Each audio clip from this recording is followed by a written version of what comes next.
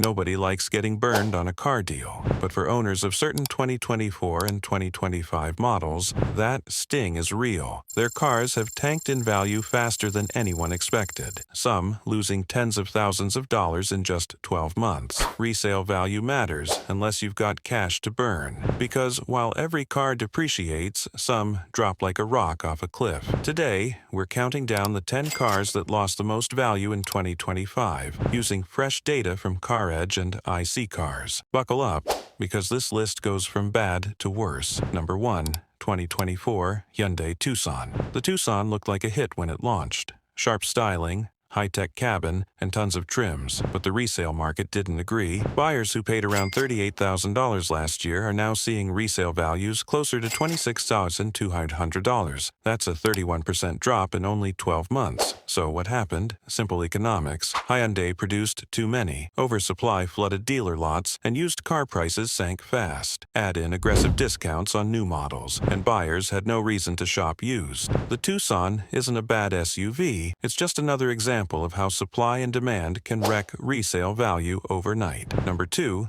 2024 Chevrolet Blazer EV. Chevy had big dreams for the Blazer EV. Sleek design, fast charging, bold tech. It was meant to take on Tesla, but glitches, recalls, and software chaos turned it into a nightmare. Owners who shelled out $56,000 last year are now staring at values around $37,000, a 34% collapse. The reason? Consumer trust evaporated. GM paused deliveries multiple times, and buyers started avoiding it altogether. Even after updates, the damage was done. If you're buying used, it's a bargain. But if you bought new, it's one painful lesson in EV growing pains. Number 3, 2024 Mazda CX-9. The CX-9 has always been praised for its luxury on a budget appeal. But when Mazda launched the all-new CX-90 hybrid, it instantly made the CX-9 obsolete. Last year, buyers paid about $45,900. Now, the same SUV averages $31,000. A 32% hit. The new model's hybrid efficiency and upgraded interior left the old one collecting dust on used lots. For shoppers, it's a deal. For recent owners, it's a depreciation heartbreak. Number 4, 2024 Jeep Compass. Jeep's smallest SUV keeps shrinking, not in size but in value. The Compass dropped an eye-watering 35% in a year, falling from $33,500 to roughly $21,700. What's killing it?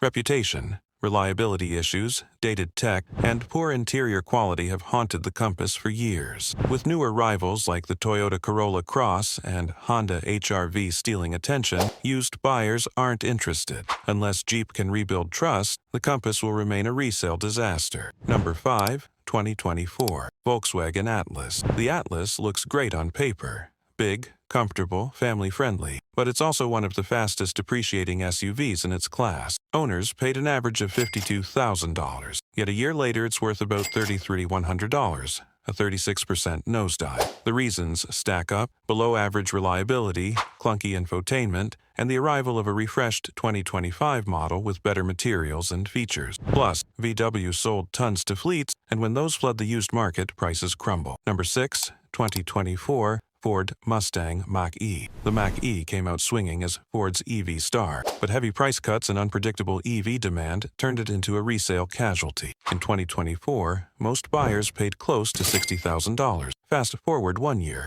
and used prices hover around $38,000. That's a 36.7% plunge. Why? Ford slashed new prices to compete with Tesla, which instantly dragged used values down.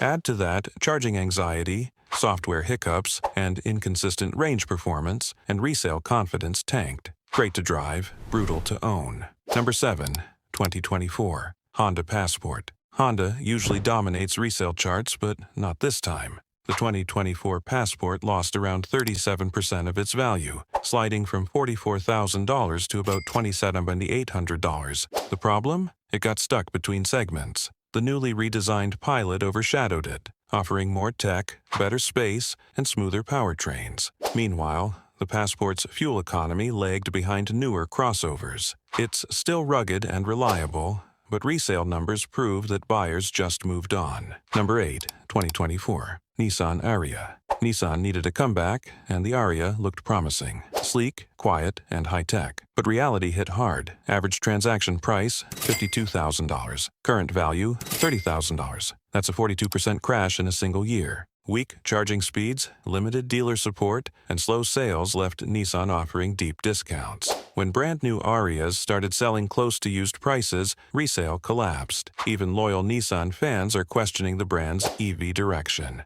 Number 9, 2024, Volkswagen ID4. The ID4 was VW's big electric hope. Instead, it's become one of the industry's biggest depreciation stories. New, it cost about $54,400. Used, it's barely $26,500. That's a 51% loss, half its value gone. Blame constant price cuts, frustrating software, and reliability issues that left early adopters furious. Even with updates rolling out, the damage to confidence is massive. For used buyers, it's a steal. For those who bought new, it's a wallet-shattering disappointment. Number 10, 2024. Toyota Mirai, and taking the crown for worst depreciation of 2025, the Toyota Mirai. The idea sounded futuristic, a hydrogen-powered sedan with zero emissions. The reality? A resale apocalypse. Buyers who spent $64,000 are now sitting on cars worth around $20,600. That's a 64.6% collapse in just 12 months, the worst of any vehicle this year.